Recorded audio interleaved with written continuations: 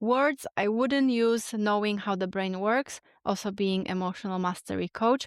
If I wanted to persist in new story, change the identity, and go, beyond the self-imposed limitations and manifest the life I love. What we focus on in our lives and where we place our energy is what grows. So in this video, I will share the things that I would no longer say, I would no longer do. If I would want to change my reality quickly, you will not need techniques. All we need is just a little bit of discipline of our mind and the inner dialogue, so that we can come from this place of devotion for our life, devotion for ourselves, and the devotion for our vision for the dream life, and the one who we always meant to be. Because it's not even a choice whether you're going to become that person or not. It is your destiny. It is your purpose and it is your birthright. So whatever it is that you want to experience, whatever you're trying to manifest, it is for you. And after you make this decision that yes, it is mine, all that follows is just bargaining with your own fear. So you will bypass this stage much quicker when you learn to remove these words from your vocabulary. Let me just start by saying that whatever your demon is right now, whatever you're scared of, is here to teach you love. To be open to accept is to receive. And that includes your desires, but also lessons, redirections, and growth that is on the way. It is building you up brick by brick so you can handle the real blessings that are coming your way, not just mere text from your ex and just some, random money. Real abundance. The adversaries that we face in our life, like low self-worth, shame, fear, feeling undeserving of things, they are this sacred presence that has so much to teach us. And I know that we are afraid of them, but once we understand that they are here to help us, they are not as scary anymore, are they? So here's what I truly, truly believe in. The things you want are not here yet because deep down, you don't feel deserving of them. You don't feel like they are possible for you. Or maybe you don't feel like they are going to change your life for the better. So I'm not saying that it means that you're not aware of your feeling or what you want. And I also don't think it means that you have to spend a lot of time trying to uncover your limiting beliefs that are dwelling in your subconscious. I do believe that this is what the manifestation and spirituality is for in the first place. For us to get to know who we really are and remove the demons and struggles and learn from them. And once we understand that these demons are not really there against us, even though, we call them demons, only then we can master them and have them on our team. So no, you are not stuck, nor is anything that you feel, think, intuit is going to harm you in any way. There is no really like this missing the mark. There is no way for you to make a bad decision or do something that is not really beneficial to you. Everything that happens for you is beneficial to you because it is teaching you how to love. Your path is absolute, just as it is. So if you want any sort of confirmation, don't look for it, just assume it. In anything that is here and now, even, the uncomfortable situations or uncomfortable feelings. So now that we have this foundation set up, you know that your desires are for you. You know that no matter what, nothing will sway you. We can now move on to these words that I wouldn't use if I wanted to manifest fast. So in this section, I intend for you to start believing in your dreams and just go for them. The idea is to remove the resistance that we feel towards the things that we don't want, because if we keep this resistance, if we keep rejecting them, we're just giving them more of our energy. And we don't want it because when we give them energy, they just stay there, they keep growing. But that way we are taking our power away from them and also our attention, because they do feed on our fear, our attention when we reject them. So thing number 1 on my list is that I would stop hanging out with people who do not share or understand my vision, people who are downers, complainers, who are not really following their own dreams. Your energy and your attention is precious. And because we have all of these demons of ours that we very often have to talk ourselves into doing things that we know are good for us. We don't need this negativity from the outside world. So why deal with the demons and limitations of other people as well? That's why I also talk about how important our self-talk is. There's so much negativity in the world, then why add my own negativity to the mix? People who do the bare minimum, mostly out of fear, and may even criticize what you do out of love and passion. People will be asking me, aren't you scared that your business idea is not going to work out? And I'm just like, homie, then I'm just going to come back to what you're doing right now. Your life is literally my plan B, and it's good if it works for you, but I'm going to try that. I can always fall back on, the corporate career that I had in the past. I can always come back. That the life of this person who asks me that is literally my worst case scenario. Additionally, we can look at the doubts and limitations that we hear from others as this kind of like deep reflection of what's within us. So maybe on some level you do doubt. So when you hear the words of doubt from someone else, you can treat it as a way to realign. Sometimes they are just messengers because people reflect the identity and state that we are in. They are going to be doubtful. That means that maybe a part of me is doubtful about my idea as well. And even if they say these things in spite of their words, it could also be sometimes seen as a motivation, like, hold my beer, So sometimes when people say something negative is also to your advantage so that you can go anyway or just realign. Am I maybe doubting myself because I see other people reflecting that to me? So it's not really their fault. It's also not your fault. It's a way to just come back to yourself and see what's happening. So if nobody is coming to save you, then the good news is that nobody is coming to stop you either. The second thing on my list is the derivative of word no. I can't, I don't know how to, it's not gonna happen, I don't want to, or any sort of resistance of what is in front of me right now. Become an absolute yes man. Whatever appears, say yes. Feelings, things going wrong, people telling you things you don't want to hear, or even things going in the opposite direction of what you're trying to manifest. Just say yes. Say, so what? And then swiftly shake yourself off. Remember why you do this. Renew your enthusiasm. Pick yourself up and just move on. You don't have time and energy for negativity. You are on the path. When you become a yes man, it just removes all the resistance towards what is. What is in here is already the past. It's the reflection of the past state. So why argue with that if it's already here, as a shadow? We don't argue with shadows. We say yes to them and move on. This way, you are claiming this energy back to yourself. Thing number 3 I wouldn't be saying is that my dream reality is big or anything I want to manifest that it's big. This suggests to you and solidifies the message to your nervous system as well that what you want is far away, is on a pedestal, and it's maybe too big to handle right now. And also that it's not here for sure.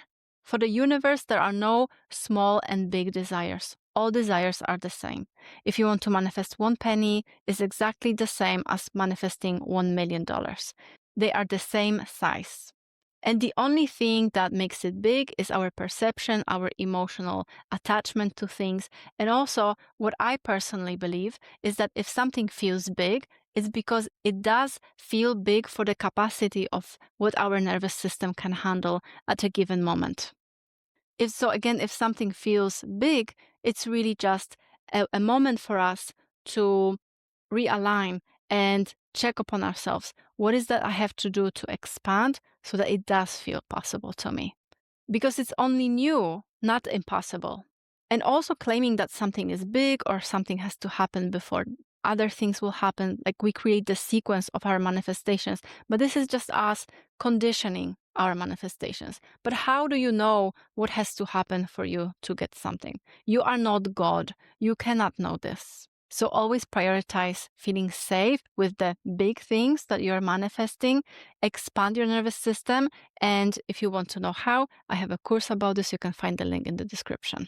If your desires feel too big, it's only because it's exciting, but really they are petite, they're puny, no biggie. Nothing is big.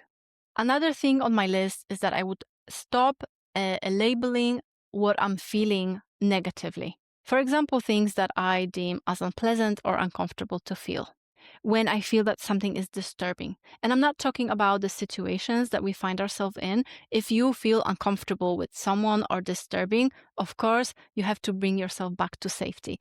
I'm talking about the feelings that you have about your past, your future, yourself, your life that feel unworkable, disturbing, and just unpleasant. We don't avoid the feelings because they are unpleasant. They're unpleasant only because we avoid them.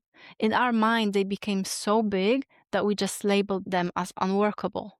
Emotions need to be felt to complete their energetic cycle. And when we do, we take the energy back from them. When you ground yourself in safety, because you are always safe, there are no feelings that are truly uncomfortable, even if they feel like this survival level anxiety sometimes, something that threatens us. But it's really just a feeling. It's really just a sensation in your body. So I wouldn't deem anything I feel as bad, because it's not bad. It's transformational. And everything that you feel, it has nothing to do with your current circumstances. It's the artifact of the past. It's the echo of what was happening when you were a kid, or maybe something was happening to you. You felt something, you pushed it out of your awareness because it was just too much. And now sometimes it resurfaces. And that's why you experience that. That's what trigger is. So it's just a residue of the past, and it has nothing to do with your current situation. So it is safe to feel. The button has been pushed only because there is a button. When you allow yourself to feel consistently over and over without panicking, you are setting yourself free and you are dismantling the button. You do have capacity to feel it. Whatever it is that you want is showing you what needs to be let go of only because you do have the capacity for this right now. I promise. This feeling of being at war with yourself just ends here and now. And the next thing on my list is just accepting and normalizing being humbled by myself sometimes. What I mean by that is that sometimes we fail. Sometimes we slip. Sometimes we say that we do something, but then we don't. And so what? This is a very humbling moment where I don't have to make it mean anything about me, my worth, my tomorrow, my future. I can just try again the next opportunity that I have, try anew. So instead of criticizing yourself for doing it again, for being clumsy, for being blah, blah, just normalize being humbled by yourself sometimes. And even if someone else witnesses that, be just like, yeah, okay, whatever. And just moving on. Don't take anything personally, because this way we are feeding the ego, but we don't want the ego to be in control. So I failed, and I will try again and again, and it is humbling because it does cause a bit of the ego crash. You will feel a little bit uncomfortable, but let it feel uncomfortable. This is also what we were talking in the previous step. There are no uncomfortable feelings. These are just feelings, just sensations in your body. You're just moving on, head on, wiser by another experience. When you win, you win. When you lose, you learn, which is even a bigger victory. And the last thing on my list is how we approach our body. I wouldn't be approaching my body as an obstacle, as something that is less magical, something that is feeble, illusion, that is just a vehicle in this world. Because this way we see it as insignificant and sometimes problematic. Like, you don't manifest certain things because it's your body that blocks it. But isn't this a reason to really bring it closer? When we start to learn about manifestation and spirituality, especially in something like non-duality, we learn that we are really awareness, that we are spirit living in this body, animating this experience. And when we find out about this, the I am, the awareness, is the thing that is just powerful and just so special. And then we start looking at the body, at this human, as something that is lesser, right? So we call the spirit higher self, and this one is lower self. And then we forget how special the body and this experience actually is. Because awareness is the most ordinary experience that we have. It's so subtle that most people walk around without even knowing that they are awareness. It's just so easy to miss. Awareness was before you had body, awareness is as you have the body, and awareness will be after you don't have the body anymore. So which one is more special and should be cherished more? Something that has always been here, or something that is temporary, that has been given to you to experience this life? So this is why I don't really understand this in spirituality, like how we really neglect the body. And we don't really listen to the body. We try to learn how much sleep the body needs, how to make love, and we learn about all these things from external instead of asking the body, okay, what is that you need? Because some people need to sleep 10 hours and some people need only 5.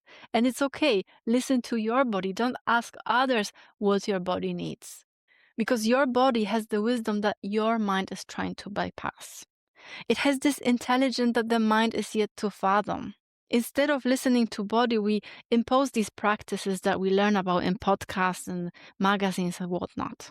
But your body is your home of your spirit.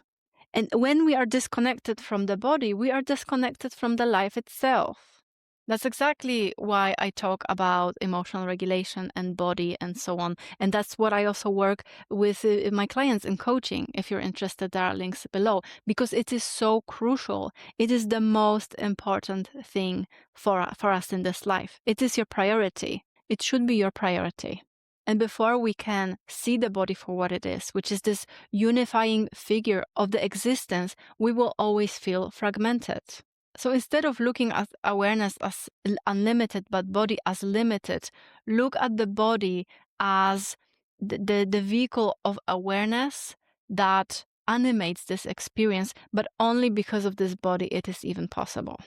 Just like in this room, the space in this room is nothing special.